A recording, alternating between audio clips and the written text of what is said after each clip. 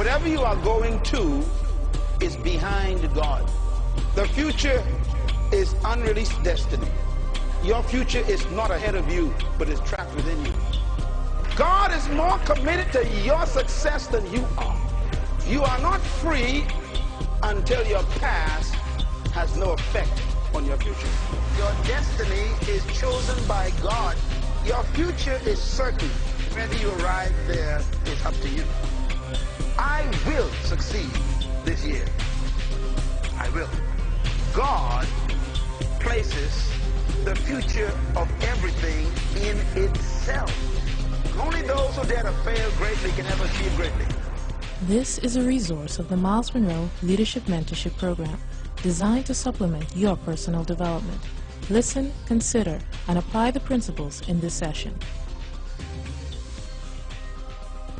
The subject, how to seek the kingdom. Our theme for this series is rediscovering the priority of God. God's priority is very simple, and that is the kingdom of God.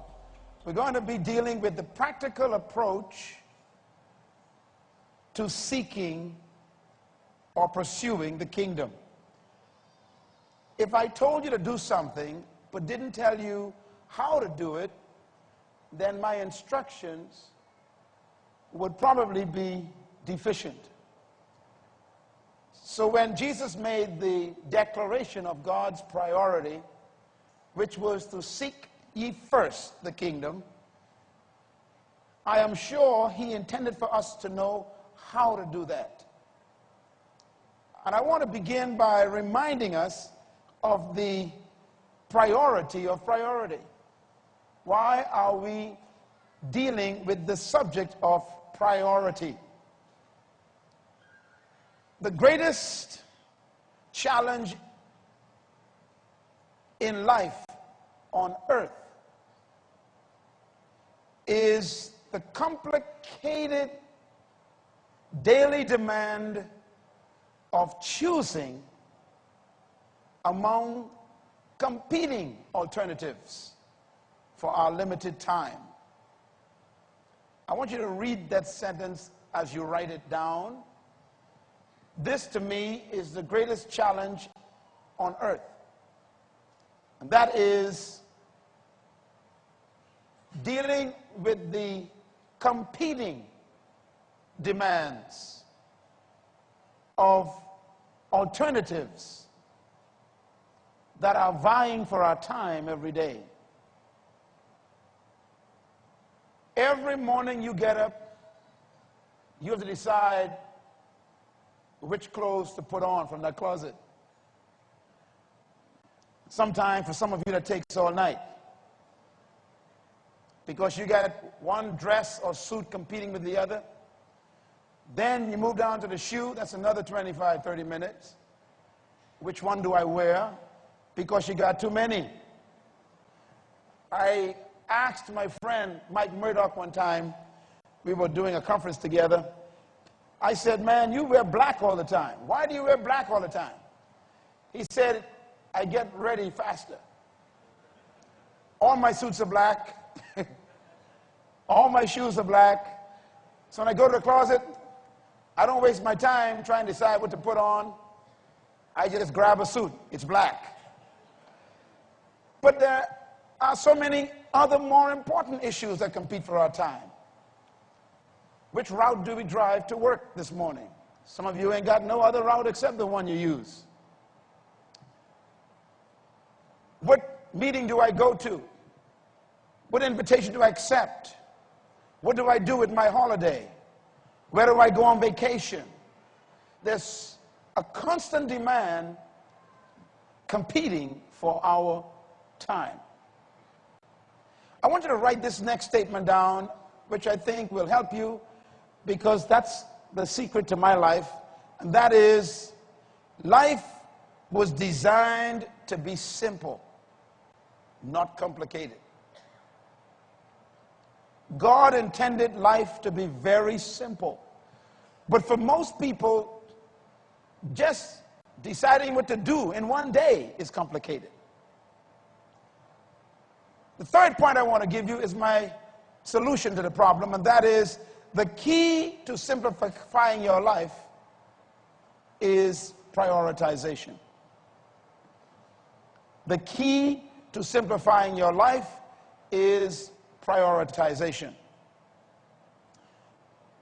Normally, when I am asked questions by the media, wherever I am in the world, one of the normal, common questions that come up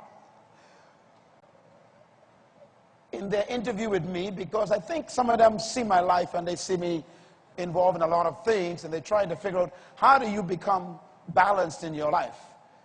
You are a father, you are a husband, you are a pastor, you are a brother to sisters, you are a son to a father, you are a civic leader, you are in the media, you write books, you travel, you speak in conferences, you do all these things, and I give them 3 answers that it took me a while to conclude.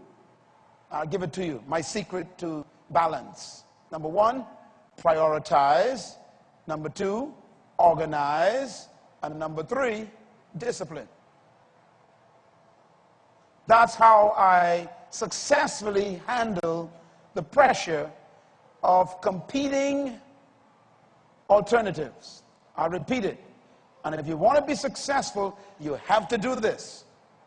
Number 1 is prioritize. And that's number 1 in my life. Priority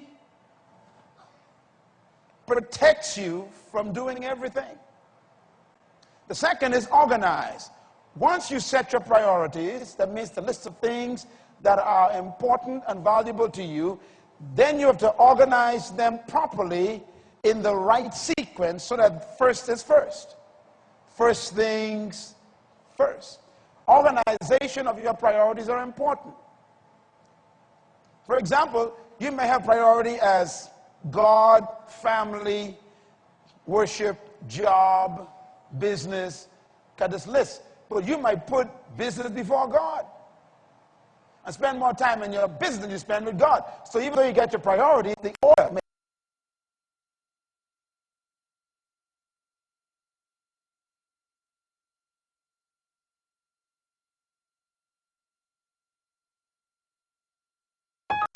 may be out of order.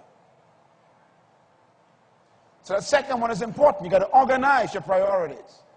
And then the third one is the most difficult. Discipline.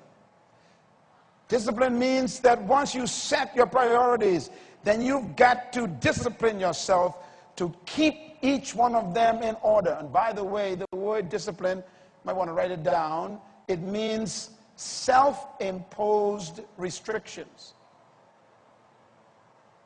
Discipline means self-imposed restrictions. That means you impose on yourself certain restrictions so that you could achieve a desired goal. That's discipline. Self-discipline, therefore, is the highest order of government. It is called self-government. It's where you govern yourself according to your own priorities. Therefore, the key to living life, and I want you to hear this, please, as millions of people listen to this program today, all over the world, I'm telling you, life is too complicated to not have priorities. And the way you simplify life is prioritization. What do I mean by that? Point number 4. Identifying the correct and right priority of life is the key to a successful, fulfilled life. Now, I wanted to underline 2 words here. Identifying the correct and the right priority. My friend, listen to me. You can choose priorities that are not right.